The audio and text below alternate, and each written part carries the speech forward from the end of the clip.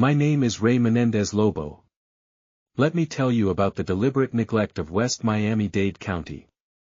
I have to tell you because the resident constituents are always too terrified to demand anything from their government, being that they're victims of communism.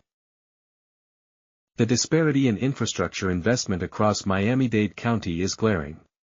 Downtown and Brickell have received over $3 billion to $4 billion in transit and development funding, including Metrorail upgrades, Metrorail extensions, the Brightline intercity rail hub at Miami Central, new bridges, and extensive public-private partnerships.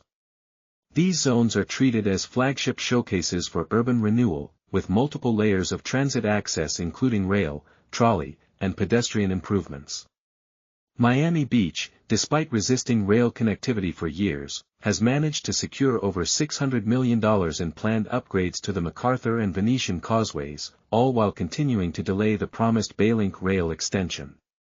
The North Corridor, running up Northwest 27th Avenue to Hard Rock Stadium, is now slated for a $1.9 billion heavy rail Metrorail expansion, largely due to pressure from political constituencies in North Miami and Carroll City. South Dade has secured over $400 million for its bus rapid transit, BRT, line along the South Dade Transitway and related infrastructure improvements near Old Cutler Road, a result of sustained advocacy from southern communities and the agricultural sector. Meanwhile, Wynwood and Midtown have received more than $300 million in pedestrian-oriented enhancements, streetscaping, bike lanes, zoning incentives, and community redevelopment area, CRA, designation, fueling rapid development and economic growth. In stark contrast, Flagami and West Miami-Dade, including heavily populated working-class areas like Westchester, Fontainebleau, Sweetwater, and West Kendall, have been completely ignored. There has been zero investment in rail, zero in beautification, and no structured plan for transit access or streetscape improvement. Instead, the only projects in the area have been Palmetto Expressway widening and airport flyovers, designed to serve freight and regional traffic, not residents. These neighborhoods have no access to Metrorail, BRT, trolleys, or even basic pedestrian infrastructure. They remain transit deserts, used for logistical convenience but systematically denied the dignity and development afforded to other areas. It is a profound injustice that West Miami-Dade, one of the most congested, tax-paying, and densely populated areas in South Florida, has received virtually $0 in rail infrastructure, beautification, or meaningful transit investment.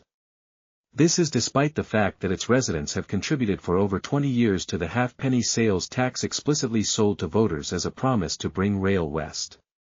And yet, while areas like downtown Miami, Wynwood, and even parts of rural Florida like DeLand receive beautifully designed transit, green space, and pedestrian-oriented development, communities like Flagami, Westchester, Sweetwater, and Fontainebleau are left to choke in traffic and fumes.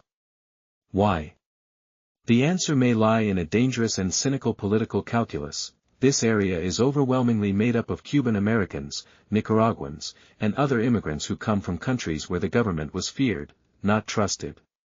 Many residents, scarred by the traumas of dictatorship or economic collapse, have learned to expect neglect from officials and suffer in silence. That silence has been weaponized. Local politicians know that the residents here rarely protest, rarely sue, and rarely demand what they are owed, and so they treat the entire region as expendable. The tragedy of the FIU Bridge is a perfect metaphor. When officials finally built infrastructure, it was not to serve the community but to protect students from having to interact with the traffic nightmare locals endure daily. And when that bridge collapsed, it wasn't students who died, it was commuters, the working-class people who live and labor in these forgotten neighborhoods. As their families buried them, the county simply went back to rebuilding the bridge for the students, not for the elderly residents still forced to dodge high-speed traffic and fight for scraps of infrastructure. It is no longer just neglect. It is structural discrimination against a community that has been used, taxed, ignored, and then blamed for its own underdevelopment. West Miami-Dade is not asking for handouts, it is pleading to be part of the community with the amount of taxes that we pay. Stop taking your constituents for granted.